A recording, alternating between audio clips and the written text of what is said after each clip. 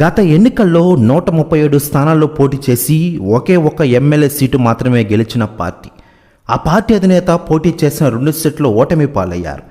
Party పెట్టి 10 ఏళ్ళు అవుతున్నా అసెంబ్లీలో ప్రాతినిధ్యం లేదు, పార్లమెంటు ఊసే లేదు. మళ్ళీ జీరో నుంచి ప్రారంభించాలి. అయినా జనసేన అధినేత పవన్ కళ్యాణ్ గారు వెనక్కి తగ్గలేదు. మొక్కవోని దీక్షతో ముందడుగు వేశారు.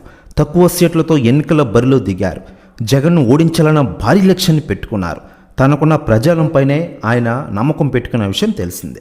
ఇలా పవన్ కళ్యాణ్ గారు అద్భుత విజయాన్ని 100% స్ట్రైక్ రేట్తో నమోదు చేయడంతో ఆయనకి సినీ ప్రముఖులు శుభాకాంక్షలు తెలియజేస్తూ ఉన్నారు. ఇదిలా ఉంటే లేటెస్ట్గా అందుతున్న సమాచారం ప్రకారం పవన్ కళ్యాణ్ గారి ఇంటికి తాజాగా దర్శక ధీరుడు ఎస్ఎస్ రాజమౌళి గారు మరియు కింగ్ నాగార్జున గారు వెళ్ళారట.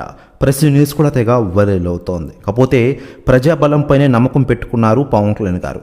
వైసీపీని గద్దె దించడానికి భారీ యుద్ధమే చేశారు. కూటమి కోసం తన సీట్లను త్యాగం చేశారు. చివరకు జనసేన పోటీ చేసిన 21 స్థానాలను గెలుచుకున్నారు. ముందే చెప్పినట్లు వైసీపీని చిత్తుగా ఓడించారు.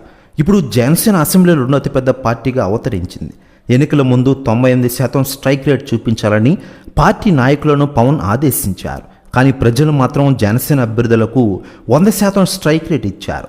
పిఠాపురం నుంచి రైల్వే కోడూరు వరకు ప్రతి అభ్యర్థి మంచి మెజారిటీతో విజయం సాధించారు.